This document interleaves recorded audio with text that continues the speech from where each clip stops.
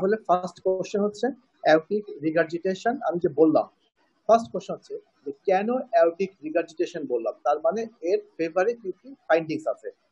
আচ্ছা, তাহলে ফাইন্ডিংস যদি আমরা চিন্তা করি, তাহলে প্রথম থেকে যদি কোশ্চেনটা হয় যে কেন বললাম, তাহলে হিস্ট্রি থেকে শুরু করতে হবে। হিস্ট্রি, ফিজিক্যাল এক্সামিনেশন, তারপর হচ্ছে সিস্টেমিক এক্সামিনেশন। আর যদি বলে যে কি কি ফাইন্ডিংস পাওয়া গেছে, অনলি ফাইন্ডিংস, তাহলে আমরা ফিজিক্যাল এক্সামিনেশন থেকে শুরু করবো। তাহলে ফিজিক্যাল এক্সামিনেশনের প্রথমে আমরা কোন জিনিসটাকে বলবো, হাইলাইটস করবো, কোথা থেকে শুরু করতে হবে? প্রথমে হচ্ছে জেনারেল এক্সামিনেশন থেকে। তাহলে আমরা জেনারেল এক্সামিনেশনটা বলি যে হোয়াই এয়ার, কেন অ্যাওটিক রিগার্জিটেশন বললাম, তাহলে আমাদের ফাইন্ডিংস গুলো জেনারেল এক্সামিনেশন থেকে শুরু করতে হবে। জেনারেল এক্সামিনেশনের সবচেয়ে ইম্পর্টেন্ট জিনিস হচ্ছে পালস। তাহলে পালসটা কেমন হবে? পালসটা হবে water hammer pulse, pulsus bisferiens, pulsus magnus. আচ্ছা, তারপরেই হচ্ছে ব্লাড প্রেশার। এখানে ইন্টারেস্টিং জিনিস হচ্ছে যে ব্লাড প্রেশার ডায়াস্টোলিকটা থাকবে less than 40 millimetre of mercury, maybe normal থাকতে পারে, বাট ডায়াস্টোলিকটা থাকবে নর্মালি সিভিয়ারিটির ক্ষেত্রে less than 40 millimetre of mercury, আর পালস প্রেশার থাকবে হচ্ছে more than 70 millimetre of mercury. আচ্ছা, তাহলে এখানে আমরা এই জিনিসটা নিয়ে আলোচনা করি, পালস নিয়ে। What is water hammer pulse? এই কথাটা খুবই ইম্পর্টেন্ট এবং এইখান থেকে একটা প্রশ্ন হবেই যে এরপরে আমি কি এক্সামিন করতে চাই বা কি দেখতে চাই, তাহলে এই ওয়াটার হ্যামার পালসটা চলে আসবে। এবং ওয়াটার হ্যামার পালসটা যদি আমরা বলতে না পারি, তাহলে মোটামুটি এখানে কিন্তু পরীক্ষা শেষ হয়ে যাবে, আর আগানো যাবে না। কাজে ওয়াটার হ্যামার পালসটা কিভাবে দেখতে হয়, এটা কমপ্লিট একটা মানে ক্লিনিক্যাল একটা জিনিস। এটা ক্লিনিক্যাল ক্লাস ছাড়া দেখানো সম্ভব না, তো তারপরেও যতটুকু সম্ভব বলি। এটা আর কি কি নাম আছে? এটা আরেকটা নাম হচ্ছে কোরিজেন্স পালস বা কলাপসিং পালস। আচ্ছা, এটা কেমন পালসটা? আমরা কোন জায়গায় দেখি? এটা রেডিয়াল আর্টারিতে। রেডিয়াল আর্টারিতে। হ্যাঁ, রেডিয়াল আর্টারিতে দেখি ডান হাতে। ঠিক আছে, এবার এটার জন্য ম্যানুভার করতে হবে। ম্যানুভারটার আগে কিন্তু অবশ্যই পেশেন্টকে বলতে হবে যে আপনার রাইট শোল্ডার জয়েন্টে কোনো পেইন বা ব্যথা আছে কিনা। যদি ব্যথা থাকে এবং পেশেন্ট যদি উ আ শব্দ করে, তাহলে কিন্তু এটা এক্সামিনার খুব মাইন্ড করেন। কাজে হাতটা ব্যথা আছে কিনা, তাহলে আমরা সাডেনলি হাতটাকে তুলবো, এই জিনিসগুলোকে খেয়াল করতে হবে। তাহলে ওয়াটার হ্যামার পালস বলা হলো pulsus bisferiens. What is pulsus ডিসফেরিয়েন্স?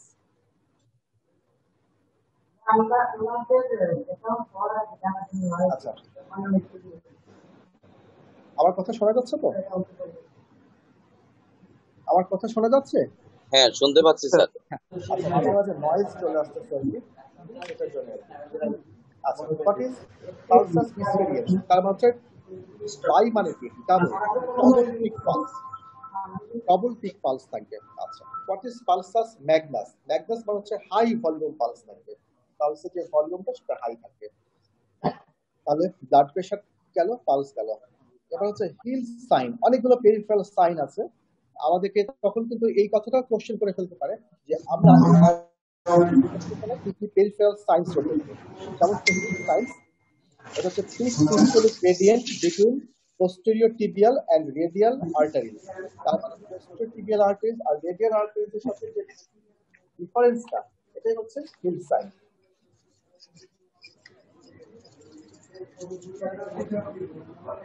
অনেকগুলো গ্রেডিয়েন্ট আছে। আমি মেইনলি আমার লেকচারটা তৈরি করেছি হচ্ছে রানভার রাও থেকে, আপনারা চাইলে এই বইগুলো দেখতে পারবেন। এরপরে আমরা আসছি আরো অনেকগুলো সাইন্স আছে, যেমন হচ্ছে Landolfi's signs, Becker signs, de Musset's signs, Corrigan signs, Muller signs, locomotor brachialis, Quincke's pulsation, Palfrey's sign, Traube's sign, Duroziez's murmur. আচ্ছা, এর মধ্যে ল্যান্ডলফিস সাইনটা কোথায় থাকে? এটাকে আমরা দেখব হচ্ছে চোখে। আচ্ছা, there is contraction and dilatation of the pupil in systole of the and diastole।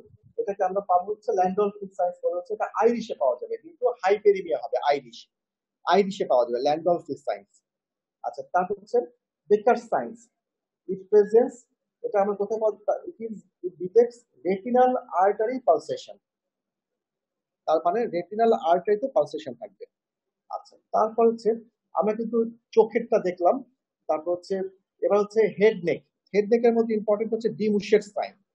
তার মানে হচ্ছে হেড মডেলিং উইথ পালস, তার মানে মাথাটা নাড়াচাড়া করে পালসের সাথে সাথে, হচ্ছে ডিমুশের সাইন। তারপর হচ্ছে কোরিগ্যান সাইন। আচ্ছা, এটা হচ্ছে এটা একটা ভিজিবল ক্যারোটিড পালসেশন, তার মানে ক্যারোটিড আর্টারির যে পালসেশন সেটা ভিজিবল যখন হয় তখন আমরা বলি কোরিগেন্স পালস। আচ্ছা, মুলার সাইন। আচ্ছা, মুলার সাইন হচ্ছে পালসেশন ইন ইভিউলা, অর্থাৎ গলা আমরা যখন হা করব মাস্কুলাস ইভিউলা যেটা আছে এইখানে পালসেশন পাওয়া যায়। তার মানে অ্যাওটিক রিগার্জেশন আসলে এমন কোন জায়গা নেই যেখানে আমরা পালসেশনটা না পাই, তো এখানেও আমরা পাবো ইভিউলাতে। আচ্ছা, তারপরে হচ্ছে লোকোমোটর ব্রাকিয়ালিস। লোকোমোটর ব্রাকিয়ালিস নামটা দেখে বোঝা যাচ্ছে যে ব্রাকিয়াল আর্টারিতে পালসেশনটা দেখা যাবে। এগুলো কিন্তু সব ভিজিবল জিনিস। টুইন্স কিস পালসেশন, তার মানে আমাদের যে নেইল বেডের মধ্যে পালসেশন পাওয়া যাবে, কন্টিনিউয়াস একটা সিস্টোলিক এবং ডায়াস্টোলিক ওয়েভের মতো পালসেশন পাওয়া যাবে, এটা হচ্ছে Quincke's pulsation. Palfrey's sign এরপরে।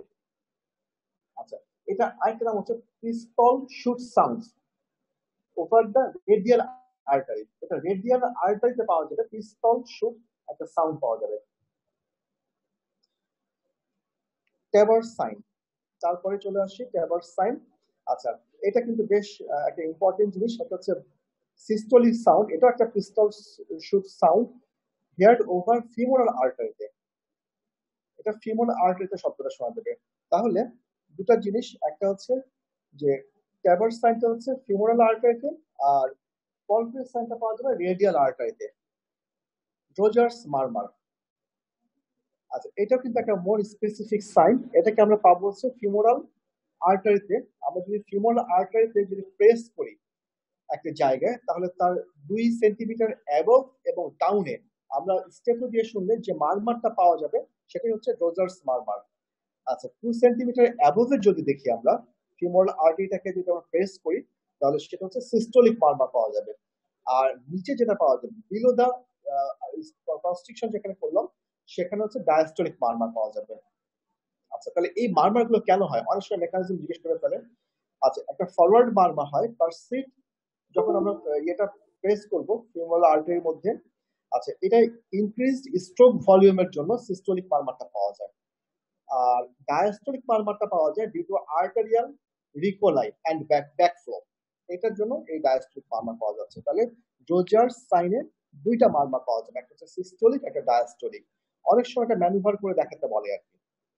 আচ্ছা, এছাড়াও অ্যাবডোমেনে আমরা অনেকগুলো পালসেশন পাবো, যেগুলোকে রোজেনবিক, তারপর হচ্ছে গারহার্ড সাইন, তারপর হচ্ছে অনেক কিছু পাওয়া যাবে। আমরা এগুলোকে এত আমরা আইডেন্টিফাই করলাম না, যেমন হচ্ছে রোজেনব্যাক যেটা সাইন এটা হচ্ছে লিভারে পাওয়া যাবে, তারপর হচ্ছে গারহার্ড যেটা সাইন এটা স্কিনে পালসেশন পাওয়া যাবে আর কি। যাই হোক, এই কয়েকটা বলতে পারলেই হলো। এবং এই কয়টার মধ্যে সবচেয়ে ইম্পর্টেন্ট হচ্ছে কোনটা বলেন তো, সবচেয়ে ইম্পর্টেন্ট? কামাল, শোনা যাচ্ছে? স্যার শুনতে পাচ্ছি স্যার। আচ্ছা, বলেন তাহলে এই এতগুলো সাইনের মধ্যে সব কিন্তু জেনারেল এক্সামিনেশন সবচেয়ে ইম্পর্টেন্ট কোনটা? স্যার ফালস, প্রথম ফালসের মধ্যে ওয়াটার হ্যামার ফালসটা ইম্পর্টেন্ট হ্যাঁ, বেশি। Very good. Water hammer pulse সবচেয়ে আর ইম্পর্টেন্ট হচ্ছে ওয়াটার হ্যামার পালস। হ্যাঁ, তারপরে? আর বিপির মধ্যে হচ্ছে স্যার এখানে ডায়াস্টোলিকটা অনেক কম থাকবে, আর ফালস হ্যাঁ, প্রেশারটা অনেক বেশি থাকবে। হ্যাঁ, ঠিক আছে, এগুলো সবই ঠিক আছে। তবে এই ক্ষেত্রে যে জিনিসটা হবে, এটা ওয়াটার হ্যামার পালসটা কিন্তু ম্যানুভার করে দেখাতে পারে এবং এটা প্রায় জি বলবেই আর কি। ঠিক আছে। আচ্ছা, জি তারপরে এবার আমরা আসলাম সিস্টেমিক এক্সামিনেশনে। সিস্টেমিক এক্সামিনেশনে আমাদের এই সিকোয়েন্স গুলো কিন্তু মানতেই হবে। আমরা যদি প্রথমেই বলে ফেলি যে ফার্স্ট সাউন্ড অথবা মারমার, তাহলে কিন্তু খুব মাইন্ড করেন এক্সামিনাররা। তাহলে আমাদেরকে সিস্টেমিক এক্সামিনেশন শুরু করতে হবে সিকোয়েন্সিয়ালি ইন্সপেকশন দিয়ে। তাহলে ইন্সপেকশনটা আমরা কেমন পাবো? অ্যাপেক্স, প্রথমে যেটা দেখি অ্যাপেক্স। তাহলে অ্যাপেক্স থাকে সাধারণত নর্মাল ইন পজিশন, অথবা যদি লেফট ভেন্ট্রিকল যদি বেশি ডাইলেটেড হয়ে যায় বা বড় হয়ে যায়, সেক্ষেত্রে আমরা এটাকে পাবো ল্যাটারাল পজিশন, আউটওয়ার্ড অথবা ডাউনওয়ার্ড ডিসপ্লেসমেন্টে। তার মানে তিনটার যে কোনো একটা পাওয়া যেতে পারে। আপনারা যখন বলবেন যে কোনো একটা বলবেন, কারণ যেটা পাওয়া যাবে পেশেন্টের কোরিলেট করবে সেইটাই বলবেন, তিনটার একসাথে বলবেন না কিন্তু। আচ্ছা, এছাড়া আমরা যদি আর ইন্সপেকশন করি প্রিকর্ডিয়ামে কি কি পাবো? মেবি পালসেশন ইন অ্যালটিক এরিয়া থেকে পালসেশন পাওয়া যেতে পারে, তারপর স্টার্নোক্লাভিকুলার এরিয়াতেও পালসেশন পাওয়া যেতে পারে, এপিগ্যাস্ট্রিক পালসেশন পাওয়া যেতে পারে। এগুলো যদি দেখা যায় বা আপনি যদি প্রুভ করতে পারেন যে হ্যাঁ পেশেন্টে আছে, তাহলে বলবেন, আদারওয়াইজ বলার দরকার নেই। এগুলো যেটা পেশেন্টের থাকবে সেটাই বলবেন। আচ্ছা, তারপর হলো আমরা পালপেশনে আসলাম। অ্যাপেক্স, অ্যাপেক্সের ক্যারেক্টারটা কেমন থাকবে এক্ষেত্রে? মনে রাখবেন যে দুটো জিনিস, একটা হচ্ছে স্টেনোটিক লিশন, একটা রিগার্জিটেন্ট লিশন। স্টেনোটিকে হচ্ছে হিভিং, আর হচ্ছে হ্যাঁ বলেন।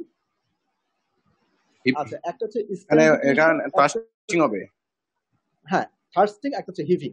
তাহলে যত স্টেনোটিক সেক্ষেত্রে হচ্ছে হিভিং বা সাস্টেইন, ওয়েল সাস্টেইন পালসেশন। আর যেটা হচ্ছে রিগার্জিটেন্ট লিশন সেখানে হচ্ছে থার্স্টিং ইনসাস্টিং। হ্যাঁ, একটা হচ্ছে হিভিং, একটা হচ্ছে থার্স্টিং। তাহলে এক্ষেত্রে হবে থার্স্টিং, আর যেটা স্টেনোটিক সেটা হচ্ছে হিভিং। যদি অ্যালটিক স্টেনোসিস থাকে তাহলে সেটা হচ্ছে হিভিং, আর যদি রিগার্জিটেশন থাকে তাহলে হচ্ছে থার্স্টিং। বা hyper dynamic with ill sustained, বা কেউ কেউ বলে ফোর্সফুল উইথ ইল সাস্টেইন। আচ্ছা, কারণটা কি? এক্ষেত্রে যে জিনিসটা হচ্ছে অ্যালটিক রিগার্জিটেশনে অলওয়েজ ভলিউম ওভারলোড আর্লি, আর একেবারে লেট স্টেজে মেবি প্রেসার ওভারলোড হতে পারে, আর স্টেনোসিসে অলওয়েজ প্রেসার ওভারলোড আগে। আচ্ছা, অসকালটেশন। অসকালটেশনের প্রথমে আমরা কি বলবো? Heart sound, first heart sound, second heart sound. First heart sound, second heart sound maybe normal, অথবা কখনো কখনো সেকেন্ড হার্ট সাউন্ড ডিমিনিশ থাকে, স্পেশালি ইন ভালভুলার অরিজিনে, রিউমেটিক ভালভুলার অরিজিনে এটা কিন্তু ডিমিনিশ থাকতে পারে, মেবি ডিমিনিশ থাকতে পারে। আপনারা কিন্তু এগুলো সবগুলো বলবেন না, যেটা ওই পেশেন্টের জন্য, ওই কেসের জন্য যেটা অ্যাপ্লিকেবল বা যেটা আপনি প্রুফ করতে পারবেন সেটা বলবেন। আচ্ছা, তারপর সবচেয়ে ইম্পর্টেন্ট জিনিস হচ্ছে মারমার। মারমারটা যদি বলতে চান তাহলে এই পুরো কথাটা এক নিঃশ্বাসে কমপ্লিট করতে হবে। Decrescendo, soft high pitch, blowing, early mid diastolic murmur, best heard over left learning forward position in left, third and fourth intercostal space with breath hold expiration.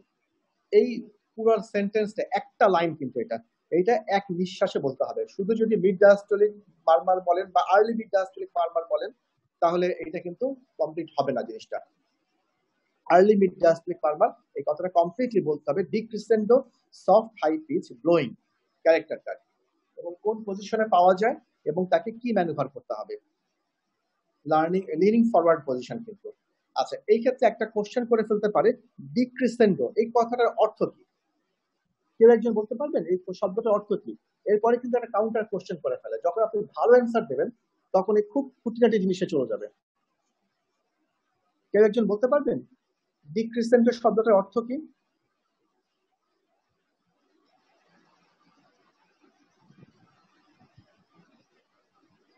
কেউ বলতে পারবেন?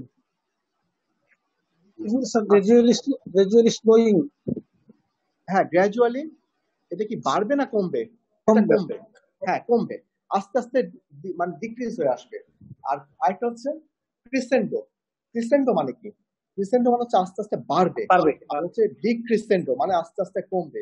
এরকম কিন্তু আরো ছোট ছোট খুব শব্দ আছে যেগুলো যখন আপনারা ভালো পারবেন তখন হঠাৎ করে কিন্তু কাউন্টার কোশ্চেন করে ফেলবে। যেমন হচ্ছে রাফ রামলিং, আমরা মিড ডায়াস্টলিক মারমার বলি, তখন বলি মাইট্রাল স্টেনোসিস। হ্যাঁ, রাফ রামলিং এই কথাটার অর্থ কি? এরকম ছোট ছোট কাউন্টার কোশ্চেন কিন্তু করে ফেলে। রাফ রামলিং এই কথাটার অর্থ কি কেউ বলতে পারবেন? মাইট্রাল স্টেনোসিসের ক্ষেত্রে এটা হচ্ছে শব্দটা হচ্ছে গুড়গুড় শব্দ করা, মেঘ ডাকার শব্দ। এখন মেঘ ডাকে তো বজ্রপাতের মতো, কিন্তু ওইটা বলা যাবে না। এটা হচ্ছে গুড়গুড় গুড়গুড় করে বর্ষাকালে যেভাবে মেঘ ডাকে, সারাদিন যেভাবে মেঘ ডাকে, এইটা হচ্ছে এর অর্থ আর কি। এটা কিন্তু অনেক সময় এক্সামিনার খুব মানে ছোট ছোট করে মাঝখানে কাউন্টার কোশ্চেন করে ফেলে। এই কথাটা বলতে হবে, ঠিক আছে? এটা পারলে খুব ভালো মার্কস পাবেন এগুলো। আচ্ছা, মারমারের পরে আদার্স আর কি কি মারমার পাওয়া যেতে পারে? এটাকে একটা ডায়াস্টলিক ফ্লো রামব্লিং মারমার পাওয়া যেতে পারে। কোথায় পাওয়া যায়? অ্যাপেক্সে, এবং এইটার নাম হচ্ছে অস্টিন ফ্লিন্ট মারমার। আচ্ছা, কেন পাওয়া যায়? Interference with transmitral flowing by impigmented from aortic regurgitation jet. এটা হচ্ছে aortic regurgitation jet মাইট্রাল একটা ওভারফ্লো করে ফিলিং এ, এটার জন্য এই মারমারটা পাওয়া যেতে পারে। মাইট্রাল স্টেনোসিসও কিন্তু এই মারমারটা পাওয়া যেতে পারে। আচ্ছা আচ্ছা, তাহলে মোটামুটি ভাবে আমরা যে জিনিসটাকে ফার্স্ট কোশ্চেন হবে অ্যাওরটিক রিগার্জিটেশন কেন বললেন, বা কি কি আমরা অ্যাওরটিক রিগার্জিটেশনে পাবো, কি কি সায়েন্স গুলো পাবো আর কি, এবং এর মধ্যে এই কোশ্চেন গুলো আসবে। এরপরে যে সেকেন্ড কোশ্চেন, যে অ্যাওরটিক রিগার্জিটেশন বললেন এই পেশেন্টের কারণ কি, অ্যাওরটিক রিগার্জিটেশনের ইটিওলজি, এই পেশেন্টের ইটিওলজি কি অ্যাওরটিক রিগার্জিটেশনের, এটা কিন্তু পরের কোশ্চেন। সবসময় মনে রাখবেন যে ইটিওলজি গড়গড় করে বলে গেলে হবে না, লং কেস শর্ট কেসে ওই পেশেন্টের কি ইটিওলজি চিন্তা করছেন সেটাকে বলতে হবে। তাহলে কি কি আছে ইটিওলজি? এটা আসলে দুই ভাবে হতে পারে। এক হচ্ছে অ্যাকিউট কেসে infective endocarditis, aortic dissection, Marfan syndrome, chest ট্রমাতে। এবং এই জিনিসগুলো আমাদেরকে সাধারণত পরীক্ষায় দেবে না, কারণ অ্যাকিউট কেস দেওয়া হয় না, আমাদেরকে দেওয়া হয় ক্রনিক অ্যাওরটিক রিগার্জিটেশনের কজগুলো কি কি। এবং আমাদের দেশে কমন কজ হচ্ছে valvular heart disease, rheumatic valvular heart disease, এছাড়াও আছে ইনফেক্টিভ এন্ডোকার্ডাইটিস, আমাদের দেশে খুব একটা কমন না। কনজেনিটাল কিছু কজ হচ্ছে bicuspid aortic valve, prolapse and congenital ভিএসডিতে হতে পারে, প্রস্থেটিক হতে পারে। এছাড়া একটা ইম্পর্টেন্ট জিনিস অ্যাওরটিক রুট ডিজিজ, যেমন হচ্ছে অ্যাওরটিক অ্যানিউরিজম বা dissection, Marfan syndrome, connective tissue disorder, syphilis, hypertension, annular aortic ectasia. তাহলে আমাদেরকে বয়স চিন্তা করে, পেশেন্টের জেনারেল কন্ডিশন চিন্তা করে কজ বলতে হবে। এখন দেখা গেল যে একটা পেশেন্টের বয়স হচ্ছে 70 ইয়ার্স, যে পেশেন্টকে আমাদেরকে দেওয়া হলো 70 বছর, তাহলে তাকে কি আমরা বলবো যে ভালভুলার হার্ট ডিজিজ? হতে পারে, বাট রেয়ার। কারণ ভালভুলার হার্ট ডিজিজ একটা পেশেন্টের আইসোলেটেড অ্যাওরটিক রিগার্জিটেশন রেয়ার হতে পারে, তারপরও কিন্তু তারা এত বয়সে এতটা সিমটমলেস থাকবে না, বা যাকে পরীক্ষায় দেওয়া যাবে, তারা অনেক বেশি সিভিয়ারিটি বা সিমটম নিয়ে চলে আসবে এবং তারা বাঁচবেও না। কাজে সেক্ষেত্রে আমাদেরকে বলতে হবে হয়তো ডিসজান্টিস কোনো কজ আছে কিনা, বা বাইকাস্পিড অ্যাওরটিক ভালভ আছে কিনা, সেটাও চিন্তা করতে হবে। আর্লি এজেও তাই বাইকাস্পিড অ্যাওরটিক ভালভ রিলেটিভ এগুলো আমাদেরকে চিন্তা করে বলতে হবে। কজ চলে গেল। আচ্ছা, এখন এখান থেকে আরো কিছু কোশ্চেন চলে আসবে, যেমন হচ্ছে যে এই অ্যাওরটিক রিগার্জিটেশন বললেন, এখানে আর অ্যাসোসিয়েটেড কোনো প্রবলেম আছে কিনা। যদি অ্যাওরটিক স্টেনোসিস থাকে, তখন আপনাকে কোশ্চেন করে বসবে যে কোনটা প্রমিনেন্ট বা প্রিডোমিনেন্ট ফিচার কোনটা, অ্যাওরটিক স্টেনোসিস না রিগার্জিটেশন, এবং তার উপর আপনাকে ডিপেন্ড করে বলতে হবে যে কোনটা আগে বলবেন। যদি স্টেনোসিসটা যদি প্রিডোমিনেন্ট থাকে, তার সাইনগুলো যদি আগে চলে আসে, তাহলে সিমটম গুলো, তাহলে স্টেনোসিসটা আগে বলে তারপর রিগার্জিটেশন বলবেন।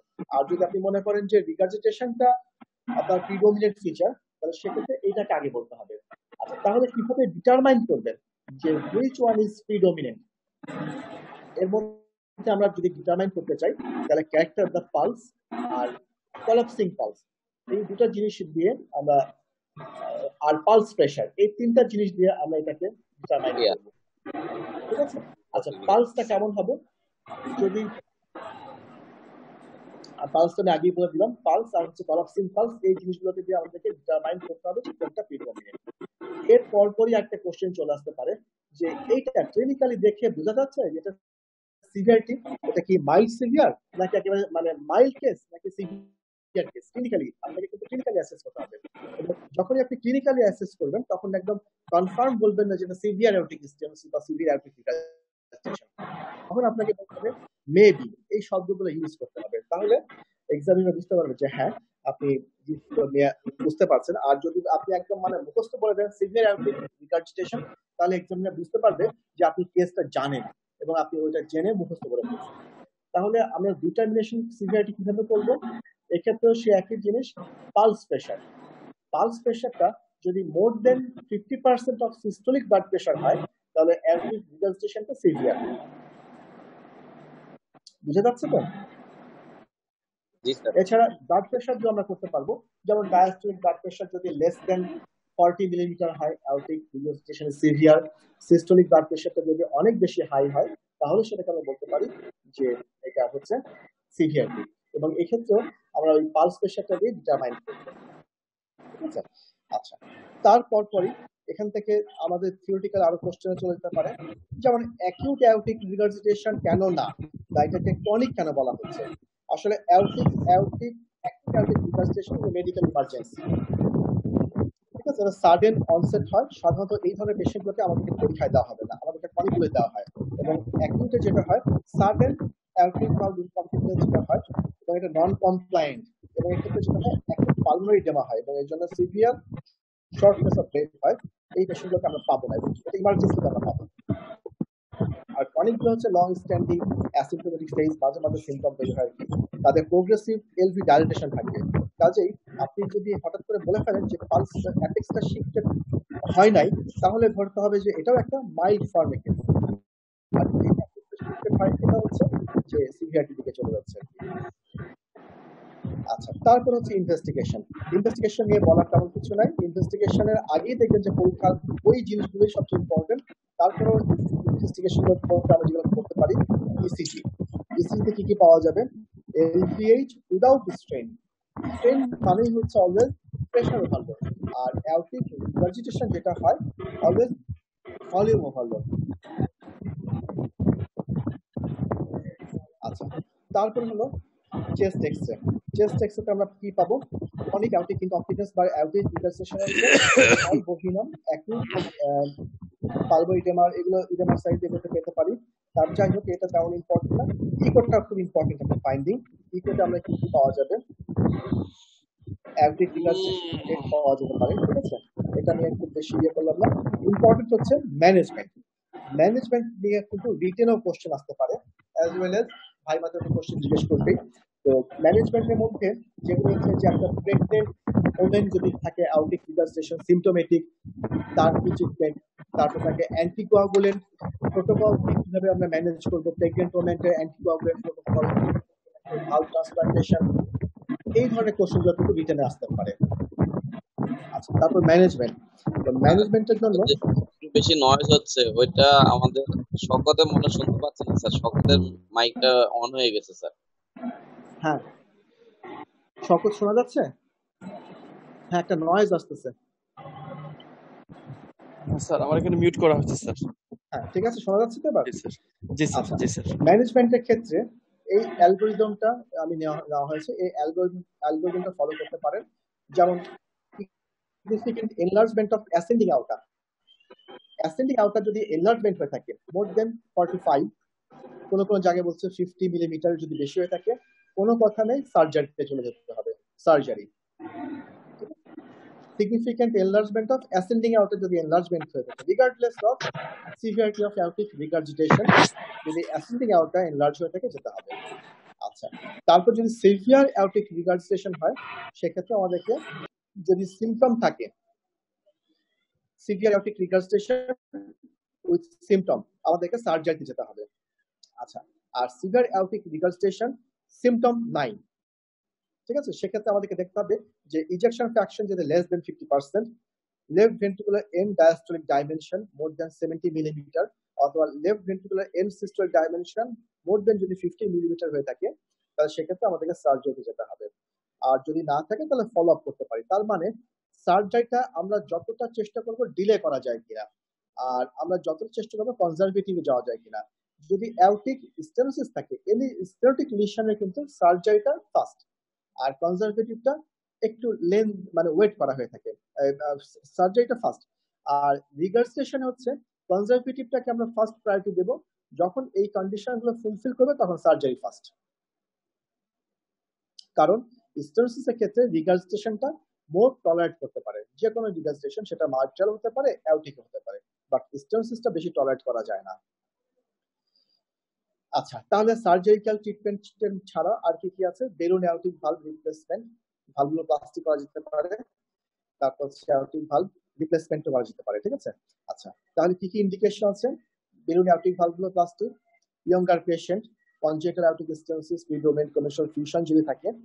আচ্ছা, bridge to eventual aortic valve রিপ্লেসমেন্টের যদি আমরা ব্রিজ কথা চিন্তা, ব্রিজ মানে কি, যে ইন বিটুইন, তার মানে আমরা একটা সার্জারিতে যাব, তার আগে আমরা ব্রিজ বা কিছু সময় ওয়েট করব, এটাকে আমরা ব্রিজ আর কি, সেক্ষেত্রে আমরা এটাকে করতে পারি। যেমন ব্রিজ ট্রিটমেন্ট আমরা করি, কখন করি আমরা? খুব কমনলি না, মাঝে মাঝে আমরা আমাদের ডিপার্টমেন্টে কিন্তু কিছু কিছু ব্রিজ ট্রিটমেন্ট করে থাকি। এটা কেউ এক্সাম্পল দিতে পারবেন? TPM. Very good, excellent answer. Temporary pacemaker, temporary পেসমেকারটা কিন্তু একটা ব্রিজ ট্রিটমেন্ট, তার মানে ইন বিটুইন পার্মানেন্ট পেসমেকার এর মাঝখানে আমরা টেম্পোরারি দিয়ে তাকে একটা লাইফ সেভ করলাম, এটা হচ্ছে ব্রিজ ট্রিটমেন্ট। আচ্ছা, গুড। তারপর হচ্ছে এছাড়া moderate to severe heart failure বা কার্ডিওজেনিক শক যদি থাকে, extremely high risk suffer area যেমন অ্যালটিক ভালভ রিপ্লেসমেন্ট করা যাচ্ছে না, হাই রিস্ক, তাদেরকে আমরা ভালভুলা প্লাস্টি করতে পারি। তারপরে আর্জেন্ট নিড কার্ডিয়াক নন কার্ডিয়াক সার্জারি হচ্ছে, খুব আর্জেন্ট একটা নন কার্ডিয়াক সার্জারি হবে, সেক্ষেত্রেও করতে পারি। আচ্ছা, আর পেশেন্ট লিমিটেড লাইফ স্প্যান মানে পেশেন্টের বয়স হচ্ছে 90 বছর 80 বছর, কতদিন বা বাঁচবে, এই ধরনের পেশেন্টগুলোকে আমরা ভালভুলা প্লাস্টি করতে পারি। ঠিক আছে, অথবা পেশেন্ট যদি রিফিউজ করে থাকে সেক্ষেত্রে আমরা একটা অপশন দিতে পারি আর কি। ঠিক আছে, তারপরে আসি অ্যাওরটিক ভালভ সার্জারি। এটা একটা নাম হচ্ছে রস প্রসিডিওর। এইটা জিজ্ঞেস করে ফেলে অনেক সময়, এটা মানেটা কি, রস প্রসিডিওর মানে কি? মানে তার নিজে, আচ্ছা আমাদের ভালভ যে 4টা আছে এর মধ্যে কোন ভালভটা না থাকলেও আমাদের চলে? Pulmonary valve sir. Pulmonary valve, very good. Pulmonary ভালভটা কিন্তু আমাদের শরীরে না থাকলেও আমরা সার্ভাইভ করতে পারি। তাহলে এই পালমোনারি ভালভটাকে যদি আমরা অ্যাওরটিক পজিশনে বসাতে পারি তাহলে এটাও আমরা আমাদের সবচেয়ে একটা ভালো একটা অপশন, যে aortic valve replacement, self aortic valve replacement করলাম, এটাই নাম হচ্ছে রস প্রসিডিওর। ঠিক আছে, এছাড়া আছে রি-ইমপ্লান্টেশন অফ করোনারি আর্টারিজ, হোমোগ্রাফট করতে পারি। ঠিক আছে, পালমোনারি পজিশনে। আচ্ছা, এগুলোর ইন্ডিকেশন গুলো জানেনি, ইয়ঙ্গার পেশেন্ট, এবং এক্ষেত্রে কোনো অ্যান্টিকোয়াগুলেন্টস লাগবে না, অ্যাডভান্স যেটা আর কি। আর সাইজ ওটা ভালো মিলে যাবে আর কি। ঠিক আছে, অ্যাওরটিক বা পালমোনারি রুটসও ঠিক থাকবে। রিগার্সটেশন সম্পর্কে মোটামুটি একটা আইডিয়া দেওয়া গেল। এখন আপনাদের কোনো কোশ্চেন থাকলে আমাকে করতে পারেন, কোশ্চেন না থাকলে কিন্তু আমি কোশ্চেন করবো এরপরে।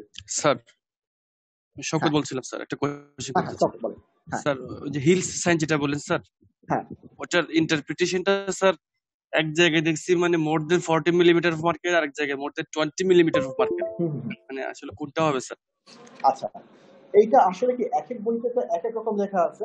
হিলসানে কিন্তু আসলে একটা গ্রেডিয়েন্ট আছে। ঠিক আছে, আচ্ছা জি এটা স্যার। হচ্ছে যেমন 20 থেকে 40 এটা একটা গ্রেডিয়েন্ট, তার 40 থেকে 60 একটা গ্রেডিয়েন্ট। ঠিক আছে, এটাকে কিন্তু একটা গ্রেডিয়েন্ট করা হচ্ছে, যেমন হচ্ছে যে 2 প্লাস, তারপর হচ্ছে 3 প্লাস, এরকম ভাগ করা হয়ে থাকে। আর এটা যদি হতে পারে যে মোর দেন 60, তাহলে এটা 4 প্লাস, এটা গ্রেডিয়েশন করা হয়ে থাকে। 20 থেকে 40 হচ্ছে 2 প্লাস, মানে 40 স্যার থেকে হার্সটা হচ্ছে 60, শুধু মোর দেন 40 দিছে আর কি, তাহলে হ্যাঁ এখন মোর আমরা দেন 40, এটা গ্রেডিয়েন্ট আছে। যেমন 40 থেকে 60 হচ্ছে 3 প্লাস, আর 60 এর উপর চলে গেলে এটা হচ্ছে 4 প্লাস। তার মানে স্যার 20 এর উপরে গেলেই মানে 1 আচ্ছা, প্লাস। এটা কিভাবে করা হয়ে থাকে বলতে পারবেন? এই হিল সাইনটা কিভাবে করা হয়ে থাকে? এটা কিন্তু অ্যানজিওগ্রাফিক, এটা কিন্তু প্রেসার গ্রেডিয়েন্ট করা হয়ে থাকে অ্যানজিওগ্রাফির মাধ্যমে। কিন্তু প্রেসার গ্রেডিয়েন্ট এটা বিটুইন পোস্টোটিবিয়াল এন্ড হচ্ছে রেডিয়াল আর্টারি, এটা কিন্তু অ্যানজিওগ্রাফির মাধ্যমে করা হয়ে থাকে, এবং এটা এটা কি স্যার গ্রেডিয়েন্ট আছে। ক্লিনিক্যালি করা যায় না ক্লিনিক্যালি এটা করা যায় না, স্যার? ক্লিনিক্যালি এটা আমরা হ্যাঁ, এটা কিন্তু অ্যানজিওগ্রাফিক গ্রেডিয়েন্ট আমি আমরা বললাম। যে sir systolic blood pressure measurement করি না স্যার, ওভাবে করা হ্যাঁ যাবে না করা এটা? যাবে, হ্যাঁ করা যাবে, এটা করা যায়, কিন্তু আমি যে গ্রেডিয়েন্টটা বললাম এটা অ্যানজিওগ্রাফির মাধ্যমে মোর স্পেসিফিক্যালি করা হয়ে থাকে, এটা ক্লিনিক্যালি করা যাবে। জি স্যার। তারপরে ওয়ালাইকুম আসসালাম।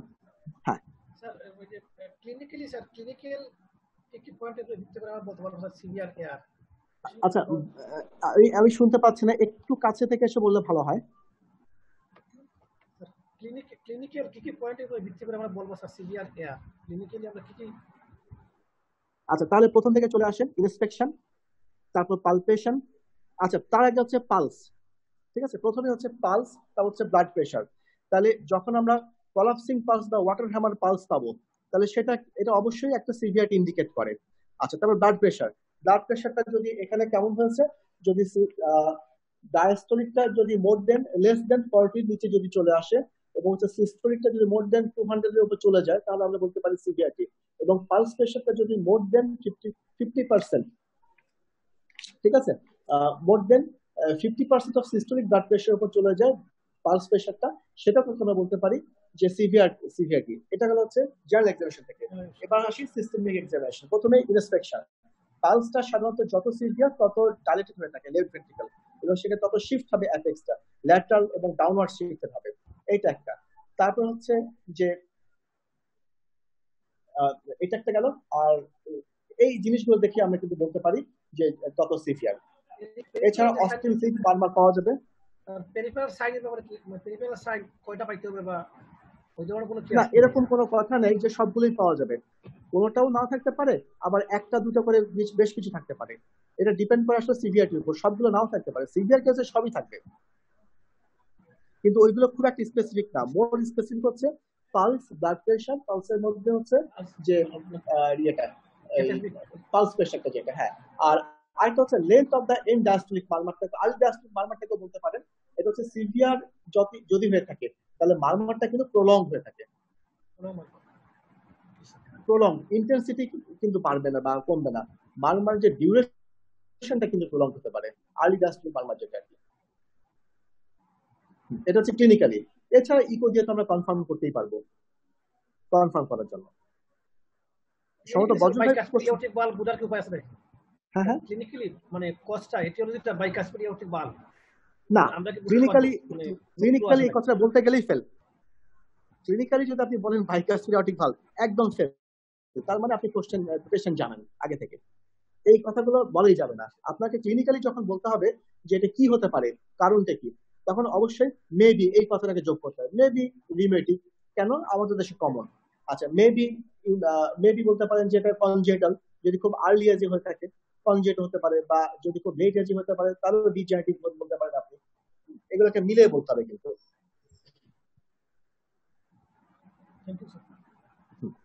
তারপরে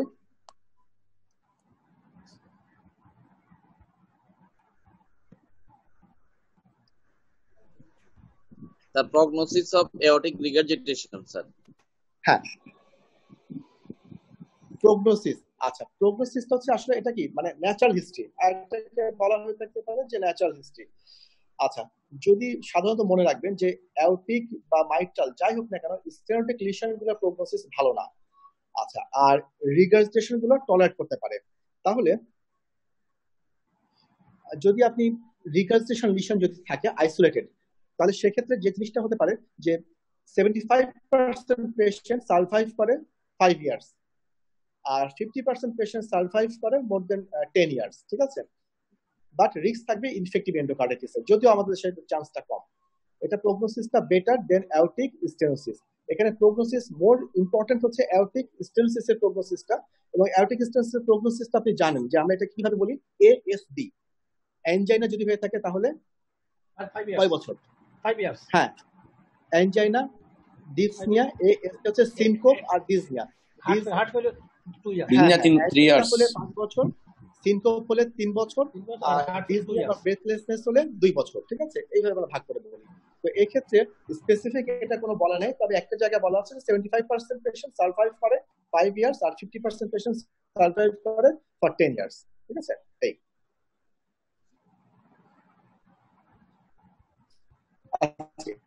এটা কিন্তু উইদাউট ট্রিটমেন্ট, মানে উইদাউট হচ্ছে ইন্টারভেনশন ছাড়া। আর ইন্টারভেনশন যদি করা যায় আর্লি এজে, যখন আমাদের যে ইন্টারভেনশনের যে প্রিরিকুইজিট গুলো আছে সেই সময়ের মধ্যে যদি করা যায়, তাহলে প্রগনোসিসটা অনেক বেটার। আচ্ছা, তারপরে মেডিকেল ট্রিটমেন্ট ইন ইয়ার্স আর কি কি কি আছে বলতে, মেডিকেল ট্রিটমেন্ট নিয়ে আপনার এগুলো নিয়ে তেমন কিছু আসবে না। মেডিকেল ট্রিটমেন্ট আপনি জানেনই, ঠিক আছে, যে আমরা কি কি ড্রাগ ইউজ করতে পারি। এটা খুব একটা ইম্পর্টেন্ট কোশ্চেন না। এখানে সার্জিক্যাল ট্রিটমেন্টই বেশি চলে যাবে, ঠিক আছে। Indication of surgery, contraindication of surgery, তারপর হচ্ছে যে কি দিয়ে করবে। আপনারা ট্রিটমেন্টটা নিয়ে খুব বেশি চিন্তা করেন না, আপনারা ক্লিনিক্যাল পিকচারটা ভালো করে পড়েন। এর আগে যেমন একটা ক্লাস হলো না, এসডি, লাস্ট ক্লিনিক্যাল ক্লাসটা হলো গত বৃহস্পতিবারে। এলজি থেকে কিন্তু আপনারা বারে বারে ইয়েতে চলে যাচ্ছিলেন, যে এটা অবশ্য আমাদেরও মানে মডারেটরের দোষ ছিল, মানে বারে বারে আমরা চলে যাচ্ছিলাম হচ্ছে ইনভেস্টিগেশন ট্রিটমেন্টের দিকে, ঠিক আছে। ইনভেস্টিগেশন এখানে এতদূর যাবে না, তার আগেই হচ্ছে আমাদের ক্লিনিক্যাল ফিচার দিয়ে কিন্তু যথেষ্ট কোশ্চেন করবে, এটা মনে রাখবেন। কাজে ক্লিনিক্যাল ফিচার যে জিনিসগুলো আপনি বলবেন, মুখে উচ্চারণ করবেন, তার প্রত্যেকটা জিনিস কিন্তু ক্লারিফাই করবে, ফাইন্ডিংস গুলো আর কি। যেমন আপনি ওই এএসডি তে যেটা বলেছেন যে ফার্স্ট হার্ট সাউন্ড লাউড থাকবে, সেকেন্ড হার্ট সাউন্ড লাউড থাকবে, ওয়াইড স্প্লিটিং, এই প্রত্যেকটা ক্লারিফিকেশন চাইবে। ফার্স্ট হার্ট সাউন্ড লাউড কেন, সেকেন্ড হার্ট সাউন্ড লাউড কেন, কোন কম্পোনেন্টটা লাউড হবে, ওয়াইড স্প্লিটিং মানে কি, ফিক্সড মানে কি, এই প্রত্যেকটা কথার ক্লারিফিকেশন চাইবে। এই জিনিসগুলো খুব ইম্পর্টেন্ট। যেমন এখানে আপনি বলে ফেললেন যে মারমারের হচ্ছে ডিক্রিসেন্টো মানে কি, ব্লোয়িং মানে কি, ঠিক আছে। ব্লোয়িং মানে কি, বলতে পারবেন? ফু দেওয়া, ফু দেই না আমরা, ওইরকম মারমারার। হ্যাঁ, তো এই জিনিসগুলো প্রত্যেকটা ক্লারিফিকেশন চাইবে। যেমন হচ্ছে অ্যাপেক্স, অ্যাপেক্স আপনি বললেন নর্মাল পজিশন, নর্মাল পজিশন বললেই বলবে যে আর কি হতে পারে অ্যাপেক্সে, শুধু নর্মাল থাকবে? হ্যাঁ, নর্মাল হচ্ছে এই পেশেন্টের জন্য, কিন্তু মেবি ল্যাটারালি শিফট থাকতে পারে, আউটওয়ার্ড শিফট থাকবে। কেন শিফট থাকবে? ডিউ টু ভলিউম ওভারলোড হয়ে যেতে পারে, এলভি ডাইলেটেশন হতে পারে। এই জিনিসগুলোকে ক্লারিফিকেশন চাইবে এবং এই কোশ্চেন গুলো ভালো করে পড়েন, এগুলো থেকে কিন্তু পাস ফেল ডিটারমাইন হবে। ইনভেস্টিগেশনে যাবে না, ট্রিটমেন্টে যাবে না, ওই জিনিসগুলো নিয়ে আপনার টেনশন করবেন না। তারপর হচ্ছে যেমন প্রত্যেকটা সায়েন্স, যেমন হচ্ছে আপনাকে এটা কিন্তু দেবেই যে কলাপসিং পালস কি করে দেখতে হয় এবং এটা ম্যানুভার করাবেই। এটা ম্যানুভার করতে না পারলে একেবারে কিন্তু পরীক্ষা শেষ, ওখানেই শেষ কিন্তু পরীক্ষা। এইটা ভালো করে ম্যানুভার করবেন। তারপর যেমন হচ্ছে কলাপসিং পালসের মেকানিজমটা কি, কেন কলাপস করছে বলেন তো কেউ? পালসটা কলাপস করে যাচ্ছে কেন? আপনি যখন হাতটাকে খাড়া করে ফেললেন তখন কলাপস করে যাচ্ছে, ঠিক আছে? কেন করে যাচ্ছে? কারণ তার তো যে ভালভটা বন্ধ হয়ে যাওয়ার কথা ছিল, অ্যারোটিক ভালভটা, সেটা বন্ধ হচ্ছে না, খোলা। তার ফলে কি হচ্ছে, সবগুলো উপর উঠালে সবগুলো আবার নিচে নেমে চলে আসতেছে, পানিগুলো, রক্তগুলা। যখনই নিচে ব্যাকফ্লো করে আসতেছে তখন কিন্তু আর পাওয়া যাচ্ছে না, এই যে কলাপস করে যাচ্ছে। এটার নাম, আরেকটা নাম কি, ওয়াটার হ্যামার। ওয়াটার হ্যামার মানে কি এটা কিন্তু জিজ্ঞেস করতে পারে, এটা একটা যন্ত্রের নাম, ঠিক আছে? ওয়াটার হ্যামার আমি নিজেও দেখি নাই, তো এরকম কিন্তু জিজ্ঞেস করতে পারে। এইভাবে খুব ক্লারিফিকেশন, ছোট ছোট জিনিসের ক্লারিফিকেশন চাইবে। আচ্ছা, মারমার, মারমার কিন্তু এক নিঃশ্বাসে বলতে হবে এবং মারমারটা কিন্তু ম্যানুভার করাতে হবে। ব্রেথ হোল্ড এক্সপ্রেশন, পেশেন্টকে লিড দিতে হবে যে আপনি শ্বাস নেন, শ্বাস ছাড়েন, শ্বাস বন্ধ রাখেন, সামনের দিকে ঝোঁকেন, ঠিক আছে? এবং কোন পজিশন দেখতে হবে, লেফট প্যারাস্টার্নাল, থার্ড বা ফোর্থ ইন্টারকস্টাল স্পেসে, জাস্ট ল্যাটারাল টু স্টার্নাম। এই ম্যানুভার গুলো যদি না করেন তাহলে কিন্তু পরীক্ষা ওখানে শেষ এবং পেশেন্টকে বসাতে হবে, ঠিক আছে? যেমন মাইট্রাল স্টেনোসিস আমরা কি করি, লেফট ল্যাটারাল পজিশনে কাজ করি, তারপর বলি শ্বাস নেন, শ্বাস ছাড়েন, বন্ধ করেন, breath hold expiration for left sided valve, আর breath hold inspiration for right sided valve. হ্যাঁ, এই জিনিসগুলো কিন্তু মনে রাখতে হবে, এই ম্যানুভার গুলো করতে হবে। আপনি বোঝেন না বোঝেন কোনো ব্যাপার না, আপনি কি মানে ম্যানুভার গুলো দেখাতে হবে অভিনয় করে, আর পেশেন্টকে মিলিয়ে বলতে হবে। আপনি এক জায়গায় বললেন যে severe mitral aortic regurgitation, but আপনি বললেন যে অ্যাপেক্সটা নর্মাল পজিশন, তাহলে কিন্তু আপনার সেলফ কন্ট্রাডিকশন হয়ে গেল অ্যান্সার গুলো, এবং তখনই কিন্তু পরীক্ষাটা খারাপ হয়ে যাবে। কোনো সেলফ কন্ট্রাডিকশন করা যাবে না, মিলিয়ে বলতে হবে। এবং আপনাদের কাছে আমার অনুরোধ সবার কাছে যে আপনারা এই যে কয়েকটা ভালভুলার হার্ট ডিজিজ কেস কিন্তু কয়েকটা আছে মাত্র, এই ভালভুলার 4টা, এসডি, টিএসডি, পিডিএ, টফ আর পালমারি স্টেনোসিস, এই 9টা কেস আছে, একেবারে 9টা 10টা কেস। এইটার যে ফাইন্ডিংস গুলো আমি আগেও মনে আপনাদেরকে বলেছিলাম যে এই 9টা কেসের যে ফাইন্ডিংস গুলা একেবারে মানে চিফ কমপ্লেইন্টস, তারপর হচ্ছে তার হিস্ট্রি, তারপর হলো তার জেনারেল এক্সামিনেশন, তারপর সিস্টেমিক এক্সামিনেশনের মধ্যে ইন্সপেকশন, পালপেশন, পারকাশন, অস্কালটেশন, ফাইন্ডিং গুলো আপনি মুখস্থ করে ফেলবেন। মানে ফাইন্ডিং গুলো আপনাদেরকে মিলে একদমই বলে যেতে হবে। এখানে থামলে করলে কিন্তু এক্সামিনাররা মাইন্ড করবে যে আপনার কনফিউজ, আপনার জিনিসটা বোঝেনি নাই, একবারে মুখস্থ বলে যাবেন ফাইন্ডিং গুলো। যেমন এসডি ক্ষেত্রে আমরা কি বলি, first heart sound loud, second heart sound loud, there is a wide fixed splitting, তারপর হচ্ছে ইনজেকশন সিস্টোলিক মারমার পাওয়া যেতে পারে, এইভাবে জিনিসগুলো আসতে পারে, একদম মুখস্থ বলে যেতে হবে এগুলো আর কি। আচ্ছা, আরেকটা জিনিস হচ্ছে যে ভালভুলারের ক্ষেত্রে কমন একটা সাথে অ্যাসোসিয়েটেড থাকে হচ্ছে পালমোনারি হাইপারটেনশন, বাট এই ক্ষেত্রে অবশ্য পালমোনারি হাইপারটেনশনটা খুব একটা হয় না, একেবারে ভেরি ভেরি রেয়ার, অনেক পরে হবে, এটা বাদ দেন। কিন্তু যে ক্ষেত্রে valvular congenital specially pulmonary hypertension কিন্তু কমন অ্যাসোসিয়েশন থাকবে, এবং ওই ক্ষেত্রে বিশেষ করে এসডি থেকে একটা কমন কোশ্চেন যে এই পেশেন্টে কি পালমোনারি হাইপারটেনশন আছে কি নাই। যদি বলেন আছে, তাহলে পালমোনারি হাইপারটেনশনের জন্য কি কি সাইন্স আপনি ছিল এগুলো কিন্তু বলতে হবে, এবং কিভাবে ডিটারমাইন করবেন যে পালমোনারি হাইপারটেনশন আছে কিনা। সেই ক্ষেত্রে সেই ওই ইন্সপেকশন থেকে, পালপেশন থেকে, লেফট প্যারাস্টার্নাল লিফট থেকে, পালপেবল P2 থেকে শুরু করতে হবে। তারপর হতে পারে যে কি বলে সেকেন্ড হার্ট সাউন্ড, তারপর হচ্ছে সেকেন্ড হার্ট সাউন্ডটা কেমন হবে, এটা হচ্ছে এটা কি বড় হবে না ছোট হবে, এইভাবে কিন্তু বুঝে বলতে হবে সব জিনিসগুলো।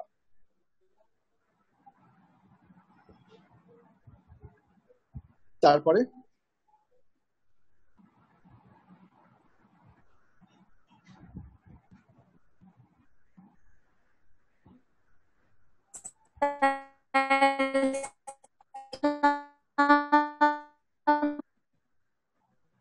আচ্ছা, আর কোনো কোশ্চেন? স্যার লিপা মনে কিছু বলতে চাই স্যার, লিপার আমার কথাটা স্পষ্ট আসছে না, কথা কেটে কেটে যাচ্ছে। আমি তুমি মেসেজ দিয়ে দাও, মানে একটা স্যারকে মিউজিক মেসেজ দাও। ভয়েস পাচ্ছি না।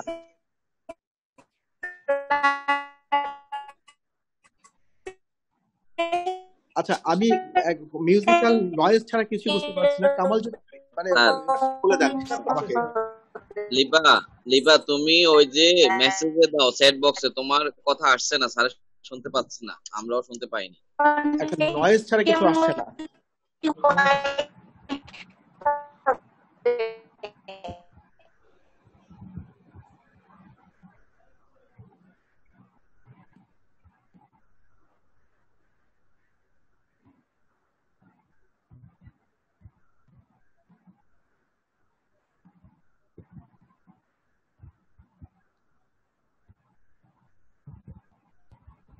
আচ্ছা, কথাটা কি শোনা গেছে? স্যার জি স্যার, খুব কামাল ভালো শুনতে পাচ্ছি স্যার আমরা। না না, ওই ইন্দিরা রিয়ের ওটা কথাটা শোনা যায় ওই না যে, স্যার, আপা যে কথাটা পাইনি। আচ্ছা, আমি শুনতে পাইনি কিছু, আমি কিছু শুনতে পাইনি আর কি আমরা কথাটা। শুনতে পাই না স্যার। এটা কেউ যদি শুনতে পান রিলে করতে পারলে ভালো হয়। লিপা, লিপাকে মেসেজ দিলে ভালো হইতো। লিপা, লিপা তুমি চ্যাট বক্সে লিখে দাও। হ্যাঁ হ্যাঁ,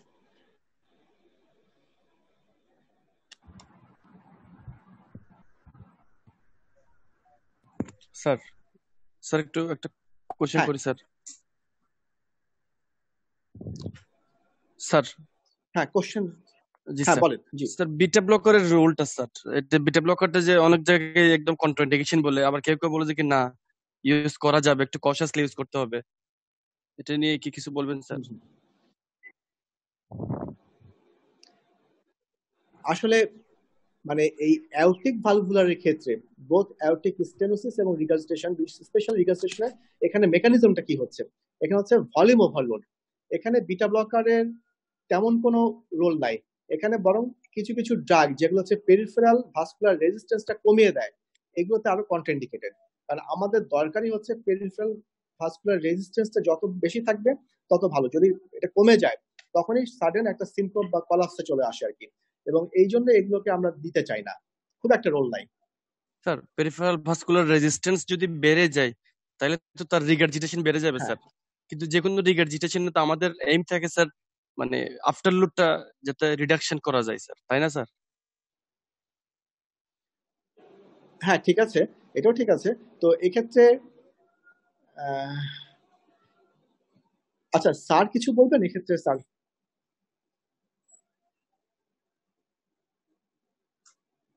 আচ্ছা, এই জিনিসটা আমি এই মুহূর্তে ক্লিয়ার না, আমি এটা ক্লিয়ার করে আমি আপনাদেরকে জানাবো, ঠিক আছে? জি স্যার। আচ্ছা বিটা ব্লকের ব্যাপারটা আমি এই মুহূর্তে এটা ক্লিয়ার না, আমি সরি, এটা আমি আপনাকে জানাবো ক্লিয়ার করে। জি স্যার।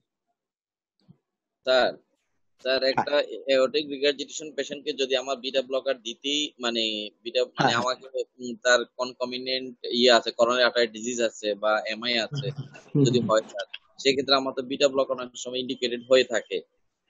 সেক্ষেত্রে আমি কি করতে পারি এটা না দিয়ে, বিটা ব্লকার না দিয়ে? স্যার আচ্ছা, আমি কি একটু বলবো? হ্যাঁ হ্যাঁ বলেন, অবশ্যই বলেন। মানে স্যার বইতে স্যার বিটা ব্লকারের ব্যাপারে যেটা লেখা আছে স্যার, সেটা বলছে যে কি মানে বিটা ব্লকার হচ্ছে ইট প্রলংস ডায়াস্টলিক পিরিয়ড। এটা ডায়াস্টলিক পিরিয়ডটা প্রলং করে, আর আমাদের যে স্যার অ্যাওরটিক রিগার্জিটেশন এটা তো হচ্ছে আর্লি ডায়াস্টলিক পার্টে। তো এজন্য এটা হ্যাঁ, মানে অনেক সময় বলা হয় এটা একটু অ্যাগ্রাভেট করে। তবে সেটাই সেটাই, বইতে হ্যাঁ বইতে বইতে যেটা বলছে স্যার, এটা যে একদম ইউজ করা যাবে না ব্যাপারটা তা না, কিন্তু জাস্ট একটু কশাসলি ইউজ করতে বলে আর কি। আমি ওটাই হ্যাঁ, পড়ছিলাম আর কি স্যার বইতে। সেটাই আর কি। আসলে কি মানে প্রত্যেকটা ড্রাগেরই কিছু কিছু মানে ইন্ডিকেশন, লেভেল অফ ইন্ডিকেশন আছে, যেমন হচ্ছে বা ইন্ডিকেশনের ক্লাস আছে 1 2 3। এখন 3 হচ্ছে অ্যাবসলিউট কন্ট্রাইন্ডিকেশন, তো সেক্ষেত্রে ইউজ করা যাবে না। বাট হচ্ছে যে ক্ষেত্রে যদি মানে 1 2 এ 2 বি যদি ইন্ডিকেশন থাকে তাহলে ইউজ করা যেতে পারে, এবং সেটা যদি অন্য কোনো ক্ষেত্রে যদি মানে লাস্ট 1 ইন্ডিকেশনে থাকে তাহলে ইউজ করা যেতে পারে কনশাসলি। যেমন এমআই হয়ে আছে একটা পেশেন্টের এবং এআরটা খুব সিভিয়ার না, করা যেতে পারে অবশ্যই, কারণ ওই ক্ষেত্রে ওটা ক্লাস 1 ইন্ডিকেশন বিটা ব্লকার, জি স্যার, এমআই জি অথবা স্যার, জি স্যার, অ্যানজাইনা। ওটাই। হ্যাঁ, সেক্ষেত্রে ইউজ করা যেতে পারে। Thank you sir. স্যার আমার আরেকটা কোশ্চেন আছে স্যার, আপনাদের হ্যাঁ দুইজনের অবশ্যই। কাছেই, সাবধান স্যার এবং হুম আপনার কাছে স্যার। প্রশ্ন হচ্ছে, হুম হুম, আমাদের অনেক রোগী আছে, এটা এটার সাথে রিলেটেড না, জাস্ট অন্য একটা, যে হ্যাঁ এটা ইনফ্লু এমআই রোগীদের স্যার। আমরা স্যার আমরা হুম, তো জানি যে এমআই ইকো করে ইনজেকশন ফ্যাকশন 35 এর নিচে আসলে এসি ইনহিবিটর ইউজ করি। অনেক সময় আমাদের ইকো করার সুযোগ থাকে না, আমরা করিও না। তো তাহলে এক্ষেত্রে স্যার আমরা কি এসি ইনহিবিটর ব্লাইন্ডে দিয়ে দিতে পারবো, অথবা বিটা ব্লকার হার্ট যদি ভালো থাকে আমরা কি দিয়ে দিব? আমরা অনেকে দিচ্ছি, অনেকে দিচ্ছি না, অনেক স্যারে বলছে দেওয়া ঠিক হবে না, অনেকে মানে দেওয়া লাগবে। স্যার এটা ক্লিয়ার না স্যার। আচ্ছা, তাহলে এস ইনহিবিটরের ফার্স্ট ইন্ডিকেশন কি? সবচেয়ে আগে ইন্ডিকেশন হচ্ছে ফেলিওরে। পেশেন্টের যদি ক্লিনিক্যাল ফেলিওর থাকে, এলপিএফ যদি থাকে, তাহলে আপনি অবশ্যই দিতে পারেন এস ইনহিবিটর, এবং এটা হচ্ছে ফার্স্ট ড্রাগ ফেলিওরের। ঠিক আছে, আফটার ডায়াবেটিক্স ফেলিওরের মানে তারপরেই হচ্ছে S inhibitor, diabetics S inhibitor, তারপর বিটা ব্লকার। কাজে সিকোয়েন্সিয়ালি অবশ্যই দিতে হবে ক্লিনিক্যালি। এবং অনেক ক্ষেত্রে তো আমরা মানে ডায়াগনোসিস মানে ইনভেস্টিগেশন ডায়াগনোসিস কনফার্ম করতে পারি না, ক্লিনিক্যাল জাজমেন্টই ফার্স্ট, এবং সেক্ষেত্রে দেওয়া যাবে। জি স্যার। আর বিটা ব্লকার স্যার? হ্যাঁ, বিটা ব্লকারের হচ্ছে আসলে এনওয়াইএইচ ক্লাস যেটা হচ্ছে 1 2 3 4, এক্ষেত্রে আগে বলা হতো 3 4 এ না দেওয়াটাই বেটার, এবং 1 2 হলে অবশ্যই দেওয়া যাবে। এবং হার্ট ফেলিওর মানে কি? ডায়াবেটিস, এমআই হওয়া মানেই হচ্ছে heart failure. Diabetes itself heart failure. কাজে ডায়াবেটিস হলে, এমআই হলে দেওয়া যাবে। এটা হচ্ছে মানে heart failure, preserve injection fraction যদি থাকে তাহলে সেটাও একটা হার্ট ফেলিওর, এবং দেওয়া যাবে বিটা ব্লকার। এবং বিটা ব্লকার এই ক্ষেত্রে mainly anti angina anti histamine drug হিসেবে কাজ করে। যদি ওই ইন্ডিকেশন থাকে দেওয়া যাবে অবশ্যই। স্যার আরেকটা প্রশ্ন তো প্রায় পরীক্ষার সময় আমাদেরকে করতে স্যাররা, যে এমআই রোগীদের স্যার ডায়াবেটিস রোগীদের চেস্ট পেনে কোনো ব্যথা পাওয়া যায় না, হ্যাঁ, অথবা এই ক্ষেত্রে হ্যাঁ, বিটা ব্লকার দেওয়াটা ঠিক হবে না। এক্ষেত্রে তো আমার রিস্ক হ্যাঁ। ফ্যাক্টর আছে ডায়াবেটিস, সাথে এমআই হইলো, সেক্ষেত্রে তো আমার বিটা ব্লকার দেওয়া লাগছে স্যার। তাহলে এক্ষেত্রে করণীয় আচ্ছা, কোনটা বড়? ডায়াবেটিসের হাইপোগ্লাইসেমিয়াটা ফ্রিকুয়েন্ট, কমন, ডেঞ্জারাস, নাকি এমআই এর অ্যাঞ্জিনা ডেঞ্জারাস? এমআই তে এমআই অ্যাঞ্জিনা এটা ডেঞ্জারাস, ঠিক আছে? কাজে এটা হচ্ছে খুব ফ্রিকুয়েন্ট, এটা হচ্ছে একটু পেশেন্টের এক্সারশনই হবে, কাজে তখন তো একটা কমপ্লিট ইন্ডিকেশন চলে আসে। আর ডায়াবেটিসের যদি এটা কন্ট্রোল থাকে তাহলে হাইপোগ্লাইসেমিয়া রেয়ার, তারপর ধরলাম যদি হয়, তাহলে হাইপোগ্লাইসেমিয়া যে শুধু মানে চেস্ট পেইন যে শুধু মাস্ক করে তা না, অন্যান্য সিম্পটম তো থাকবে। জি স্যার। হাইপোগ্লাইসেমিয়াটা হয়তো বুঝতে পারলো না, অথবা চেস্ট পেইনটা বুঝতে পারলো না, কিন্তু অন্যান্য সিম্পটম থাকবে, কাজেই ওইটাতে দিয়ে দেওয়া যাবে। স্যার আরেকটা হচ্ছে স্যার, ডায়াবেটিস হলে যে স্যার আমরা বিটা ব্লকার দিতে পারবো না, ব্যাপারটা তো মনে হয় এরকম না স্যার। জাস্ট বইতে বলা আছে স্যার, ব্রিটেল ডায়াবেটিস না, যখন এরকম থাকবে কিছু না। তখন রিলেটিভ কন্ট্রাইন্ডিকেশন, ব্রিটেল ডায়াবেটিস যেটা ফ্লাকচুয়েট করবে তখন রিলেটিভ এটা আপনার ক্লিনিকের উপর ডিপেন্ড করে। ক্লিনিশিয়ান কিভাবে পেশেন্টকে ম্যানেজ করবে, সে যদি মনে করে যে দেওয়া যাবে অবশ্যই দেওয়া যাবে। জি স্যার। গাইডলাইনের কথাগুলো কিন্তু এইভাবেই বলা হচ্ছে যে আপনি ইচ্ছা করলে গাইডলাইন মানতেও পারেন, নাও মানতে পারেন, এটা আপনার উপরে, কিন্তু তার একটা গাইড করবে। টেক্সট বুকটাই হচ্ছে আসল, কিন্তু আপনি গাইডলাইনটা কিভাবে আসে, যে এটা কিছু কিছু opinion, personal opinion, expert opinion থেকে আসে।